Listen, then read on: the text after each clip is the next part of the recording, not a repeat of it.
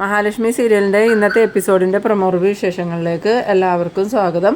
അങ്ങനെ എല്ലാ കാര്യങ്ങൾക്കും ദുർഗ സപ്പോർട്ട് ചെയ്ത് ഓമനിച്ച് വളർത്തിക്കൊണ്ടു വന്ന ഉണ്ണിയുടെ തനി സ്വരൂപം ദുർഗയുടെ മുന്നിൽ വെളിവാകുന്ന ഒരു എപ്പിസോഡാണ് ഇന്ന് വരാൻ പോകുന്നത്. അതെന്തായാലും ദുർഗയ്ക്ക് താങ്ങാൻ പറ്റാത്ത അത്രയും ക്രൂര സ്വഭാവമാണ് ഉണ്ണിയിൽ നിന്നും പുറത്തു വരുന്നത്.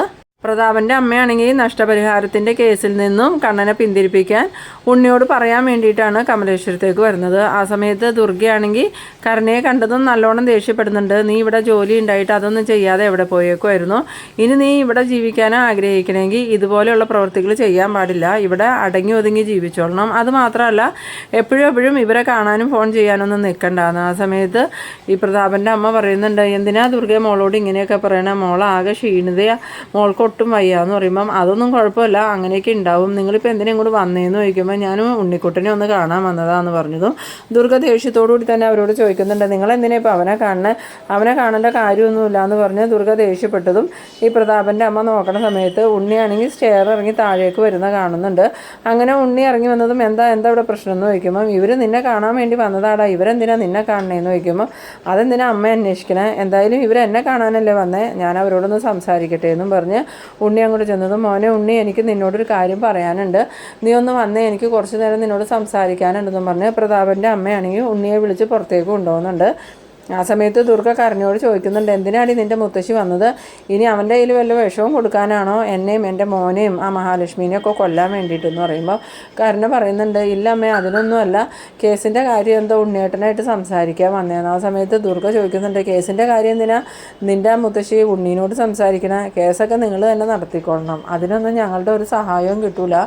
ആ സമയത്ത് കരുണ പറയുന്നുണ്ട്, കേസിൻ്റെ കാര്യത്തിനല്ല അമ്മേ, നഷ്ടപരിഹാരത്തിന് വേണ്ടി കണ്ണേട്ടൻ കേസ് കൊടുത്തു കഴിഞ്ഞാൽ അച്ഛൻ്റെ എല്ലാ സമ്പാദ്യവും വിൽക്കേണ്ടി വരുന്നു. ആ സമയത്ത് ദുർഗ പറയുന്നുണ്ട്, എന്തായാലും കണ്ണൻ നഷ്ടപരിഹാരത്തിന് കേസ് കൊടുത്താലും ആ പൈസ കണ്ണൻ വാങ്ങുമെന്നൊന്നും എനിക്ക് തോന്നണില്ല, പിന്നെ നിൻ്റെ അച്ഛൻ്റെ സമ്പാദ്യമൊക്കെ വിൽക്കട്ടേടി, നിൻ്റെ അച്ഛൻ സമ്പാദിച്ചത് തന്നെ പലരെയും കൊന്നിട്ടല്ലേ, എൻ്റെ വിശ്വേട്ടനെ മാത്രമായിരിക്കില്ല, നിൻ്റെ അച്ഛൻ പലരെയും കൊന്നിട്ടുണ്ടാവും എന്ന് പറയുമ്പം ഈ കരുണയാണെങ്കിൽ എന്ത് പറയണമെന്ന് അറിയാതെ വിഷമിച്ച് നിൽക്കുന്നുണ്ട്.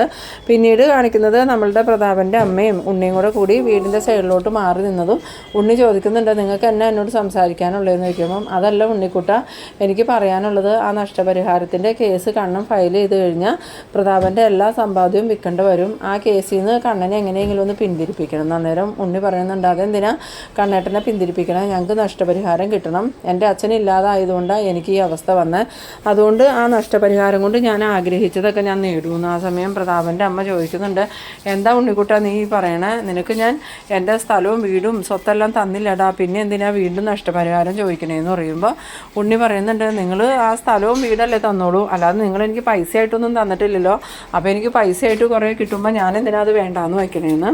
ആ സമയത്ത് പ്രതാപൻ്റെ അമ്മ ചോദിക്കുന്നുണ്ട്, എന്തൊക്കെ വർത്താനം ഉണ്ണി നീ പറയണത്, അല്ലെങ്കിലും ആ സമ്പാദ്യമൊക്കെ നിനക്കുള്ളതല്ലേ, പിന്നെ എന്തിനാ നീ കേസിലൂടെ അത് വാങ്ങണേന്ന് ചോദിക്കുമ്പോൾ നിങ്ങളുടെ കൊച്ചുമോളുടെ ഭർത്താവായിട്ട് ഞാൻ ഇരുന്നാലല്ലേ ആ സമ്പാദ്യം എനിക്ക് അവകാശപ്പെടുകയുള്ളൂ, അവളെപ്പോൾ വേണമെങ്കിലും എന്നെ ഉപേക്ഷിച്ച് പോവാം, അങ്ങനെ പോയി കഴിഞ്ഞാൽ പിന്നെ പ്രതാപൻ്റെ സ്വത്തൊന്നും എനിക്ക് കിട്ടൂലല്ലോ, അതുകൊണ്ട് ഇത് നിയമപരമായി തന്നെ എനിക്ക് കിട്ടണം, എൻ്റെ അച്ഛനെ കൊന്നതിന് നഷ്ടപരിഹാരം എത്രത്തോളം മേടിച്ചെടുക്കാൻ പറ്റുമോ അത്രത്തോളം ഞങ്ങൾ മേടിച്ചെടുക്കും, അതിനൊരു ദാക്ഷിണ്യം നിങ്ങൾ വിചാരിക്കേണ്ടാവുന്ന. ആ സമയത്ത് പ്രതാപൻ്റെ അമ്മ മനസ്സിൽ വിചാരിക്കുന്നുണ്ട്, ഇവൻ ഇത്രയ്ക്ക് ദുഷ്ടനാണോ, ഇവനെ വിശ്വസിച്ച് ഞാൻ സ്വത്തൊക്കെ കൊടുത്തു പോയല്ലോ ഭഗവാനെ, ഇനി ഇവൻ എൻ്റെ കുഞ്ഞിനെ കൈവിടുമോ എന്നൊക്കെ ഇങ്ങനെ മനസ്സിൽ ആലോചിക്കുമ്പോൾ ഉണ്ണി പറയുന്നുണ്ട്, ഇനിയിപ്പോൾ നിങ്ങളല്ല കരുണയല്ല ആര് പറഞ്ഞാലും ഞാൻ അതിൽ നിന്ന് പിന്മാറാൻ പോണില്ല, ഇനിയിപ്പോൾ കണ്ണേട്ടൻ സ്വത്ത് വേണ്ടാന്ന് പറഞ്ഞാലും എനിക്ക് ആ സ്വത്ത് വേണം, അതിനു വേണ്ടി ഞാൻ ഏതറ്റം വരെ വേണമെങ്കിലും പോകുന്നു. അന്നേരം ഈ പ്രതാപൻ്റെ അമ്മ ചോദിക്കുന്നുണ്ട്, അതിൽ മാറ്റമൊന്നുമില്ലേ ഉണ്ണിക്കുട്ട, എല്ലാ സ്വത്തും പോയി കഴിഞ്ഞാൽ പിന്നെ എങ്ങനെയാടാ പ്രതാപനും ഞങ്ങളും ജീവിക്കണേന്ന് ചോദിക്കുമ്പോൾ നിങ്ങൾ ജീവിക്കുകയോ മരിക്കുകയോ എന്ത് ചെയ്താലും അതൊന്നും എന്നെ ബാധിക്കുന്ന വിഷയമല്ല, എന്തായാലും നിങ്ങൾക്ക് നിങ്ങളുടെ മോനും കൊച്ചുമോൾക്കും എന്തായിരുന്നു അഹങ്കാരം, സ്വത്തുണ്ടെന്നും പറഞ്ഞ് എപ്പോഴും എന്നെ മണ്ണുണ്ണി മന്ദബുദ്ധി എന്നൊക്കെയല്ലേ നിങ്ങൾ വിളിച്ചുകൊണ്ടിരുന്നത്, ഇപ്പം നിങ്ങൾക്ക് മനസ്സിലായില്ലേ ഞാൻ മണ്ണുണ്ണിയൊന്നുമല്ല ബുദ്ധിയുള്ളവനാണ്, എന്തായാലും ഇനി ഇതും പറഞ്ഞ് നിങ്ങൾ എന്നെ കാണാനും വരണ്ട, എനിക്കിതിനെക്കുറിച്ചൊന്നും സംസാരിക്കാനും ഇല്ലയെന്നും പറഞ്ഞ് ഉണ്ണി അകത്തേക്ക് കയറി പോകുന്നുണ്ട്. പിന്നീട് കരുണ മുത്തശ്ശിയുടെ അടുത്തേക്ക് എന്നിട്ട് എന്തായി മുത്തശ്ശി ഉണ്ണിയേട്ടനോട് സംസാരിച്ചോ എന്ന് ചോദിക്കുമ്പം അവനോട് സംസാരിച്ചിട്ടൊന്നും ഒരു കാര്യമില്ല മോളെ, മോള് പറഞ്ഞത് നേരെ, ഇനിയിപ്പോൾ കണ്ണനും ദുർഗയും മഞ്ജുവും ആ സ്വത്ത് വേണ്ടാന്ന് പറഞ്ഞാലും ഉണ്ണി നഷ്ടപരിഹാരം കിട്ടണമെന്നും പറഞ്ഞ് ഉറച്ചു നിൽക്കും, അവൻ എന്നോടത് പറയുകയും ചെയ്തു എന്ന്. ആ സമയത്ത് കരുണ പറയുന്നുണ്ട്, ഇനിയിപ്പോൾ നഷ്ടപരിഹാരത്തിന് വേണ്ടി അച്ഛൻ്റെ വീടും പറമ്പൊക്കെ വിറ്റ് കൊടുത്താലും ഞങ്ങൾക്ക് മുത്തശ്ശിയുടെ വീടും സ്ഥലവും ഉണ്ടല്ലോ എന്ന് പറയുമ്പോൾ ഈ പ്രതാപൻ്റെ അമ്മ മനസ്സിൽ വിചാരിക്കുന്നുണ്ട്, എൻ്റെ കുഞ്ഞിനോട് ഞാൻ എങ്ങനെ പറയും, അതും അവനക്ക് കൊടുത്തു കൊടുത്തുവെന്ന്. എന്തായാലും വലിയൊരു ചതിയായി പോയല്ലോ ഭഗവാനെ ഞങ്ങൾക്ക് പറ്റിയെന്നും പറഞ്ഞ് ഞാൻ എന്തായാലും പോവാം മോളെന്നും പറഞ്ഞ് പ്രതാപൻ്റെ അമ്മ അങ്ങോട്ട് പോകുന്നുണ്ട്.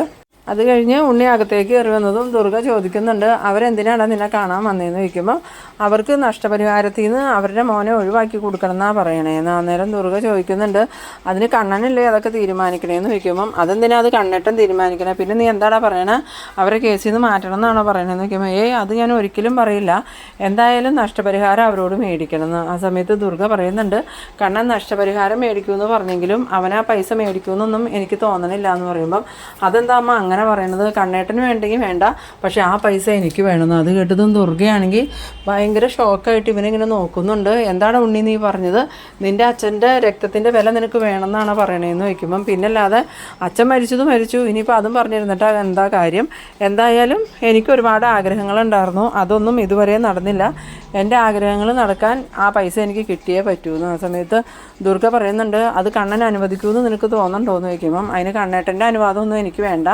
എനിക്കും മഞ്ജുവിനും കണ്ണേട്ടനും ഒരേപോലെ അല്ലേ അത് കിട്ടാൻ പോണത്, അതിൽ കണ്ണേട്ടൻ്റെ വീതം വേണ്ടെങ്കിൽ കണ്ണേട്ടൻ വാങ്ങണ്ട, അതെനിക്ക് തന്നേക്കട്ടെ, ഞാനത് എന്താണെന്ന് വെച്ചാൽ ചെയ്തോളാമെന്ന്. അങ്ങനെ ഇവർ സംസാരിച്ച് നിൽക്കുന്ന സമയത്ത് കണ്ണൻ അങ്ങോട്ട് വരുന്നുണ്ട്. കണ്ണനെ കണ്ടതും ദുർഗ എന്നിട്ട് മോനെ ഇന്ന് ആ പ്രതാപൻ്റെ അമ്മ ഇവിടെ വന്നേർന്നൂടാന്ന് പറയുമ്പം കണ്ണൻ ചോദിക്കുന്നുണ്ട്, അവരെന്തിനാ ഇങ്ങോട്ട് വന്നതെന്ന് ചോദിക്കുമ്പം അത് വേറൊന്നിനുമല്ല, നഷ്ടപരിഹാരത്തിന് നീ കേസ് കൊടുത്തിട്ടുണ്ടെങ്കിൽ പ്രതാപൻ്റെ എല്ലാ സമ്പാദ്യവും പോവും, അതുകൊണ്ട് ആ കേസിൽ നിന്ന് പ്രതാപനെ ഒന്ന് മാറ്റണമെന്ന് പറയാനാണ് അവർ വന്നതെന്ന്. എന്നിട്ട് അമ്മ എന്താ പറഞ്ഞതെന്ന് ചോദിക്കുമ്പം അവരെന്നോടല്ല മോനെ അതൊന്നും പറഞ്ഞാൽ ഉണ്ണിയോടാ. എന്നിട്ട് ഉണ്ണി എന്താ പറഞ്ഞതെന്ന് ചോദിക്കുമ്പം ഉണ്ണി പറയുന്നുണ്ട്, ഞാൻ അവരോട് പറഞ്ഞു നഷ്ടപരിഹാരം കിട്ടിയേ പറ്റുള്ളൂ എന്ന്.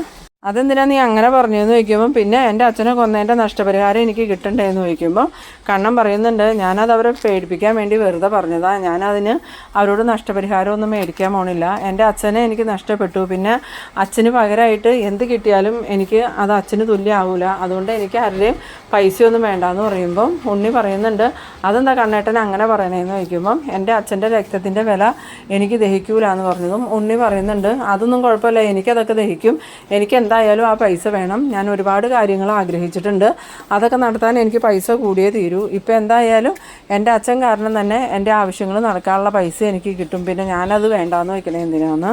ആ സമയത്ത് ദുർഗയാണെങ്കിൽ അത്ഭുതത്തോടു കൂടിയാണ് ഈ ഉണ്ണിയെ നോക്കി നിൽക്കണം. അന്നേരം കണ്ണൻ പറയുന്നുണ്ട്, കണ്ടില്ലേ അമ്മയുടെ മകൻ്റെ മനസ്സിലിരിപ്പ്, അച്ഛൻ മരിച്ചതൊന്നും അവനക്ക് വിഷയമല്ല, എന്തായാലും ഇപ്പോൾ ഇവൻ ആഗ്രഹിക്കുന്നത് അച്ഛൻ മരിച്ചത് നന്നായി എന്നായിരിക്കും, ആ പേരിൽ നഷ്ടപരിഹാരമായിട്ട് കുറച്ച് തുക ഇവൻ്റെ കയ്യിലോട്ട് കിട്ടുമല്ലോ എന്ന് പറയുമ്പോൾ ദുർഗ പറയുന്നുണ്ട്, എന്നാലും നീ ഇങ്ങനെ ചിന്തിക്കുന്നവനാണോടാ, നിന്നെ ഞാൻ ഇങ്ങനെയൊന്നും അല്ല വിചാരിച്ചിരുന്നത്, നിൻ്റെ മനസ്സും ആ വാമദേവൻ്റെ മനസ്സും മേഘനാഥൻ്റെ മനസ്സും ഒരുപോലെ തന്നെയാലോടാ, സ്വത്തിനും പണത്തിനും മാത്രമാണോ പ്രാധാന്യം, നിൻ്റെ അച്ഛന് നീ ഒരു വിലയും കൽപ്പിക്കണില്ലേ എന്ന് ചോദിക്കുമ്പോൾ ഞാൻ എൻ്റെ അച്ഛന് വില കൽപ്പിച്ചിട്ട് ഇപ്പോൾ എന്താ കാര്യം, അച്ഛനുണ്ടായിരുന്നെങ്കിൽ എനിക്ക് എന്തെങ്കിലും ഗുണം ഉണ്ടായേനെ, ഇതിപ്പോൾ അച്ഛനില്ലല്ലോ, അപ്പോൾ അച്ഛൻ്റെ പേരിൽ കിട്ടുന്ന സ്വത്ത് ഞാനെന്തിനു വേണ്ടെന്ന് വെക്കണമെന്ന്.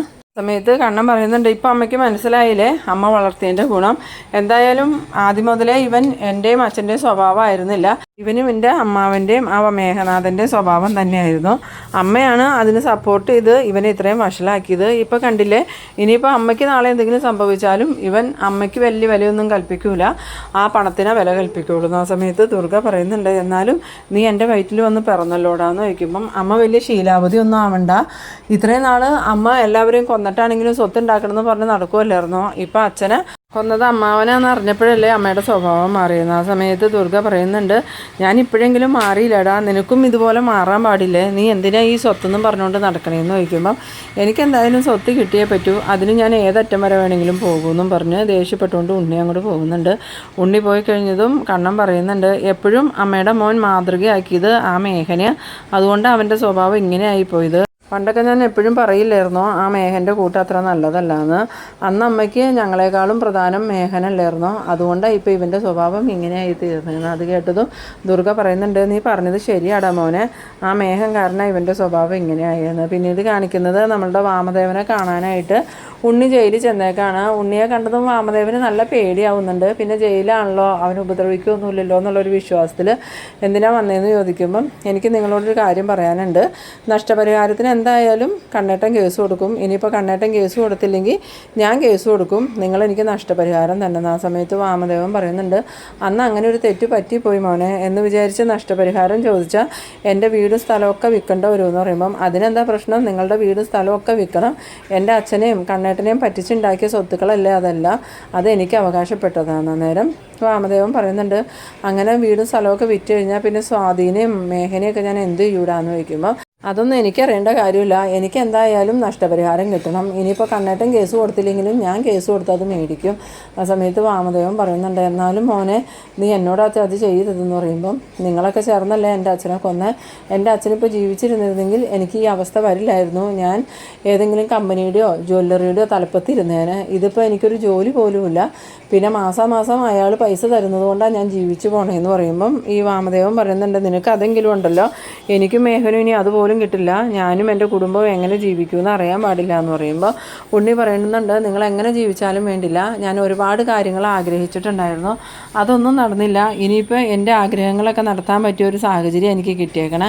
അച്ഛൻ മരിച്ചു, ഇനി ഞാൻ അതും പറഞ്ഞ് കരഞ്ഞിരുന്നിട്ടൊന്നും ഒരു കാര്യമില്ലല്ലോ.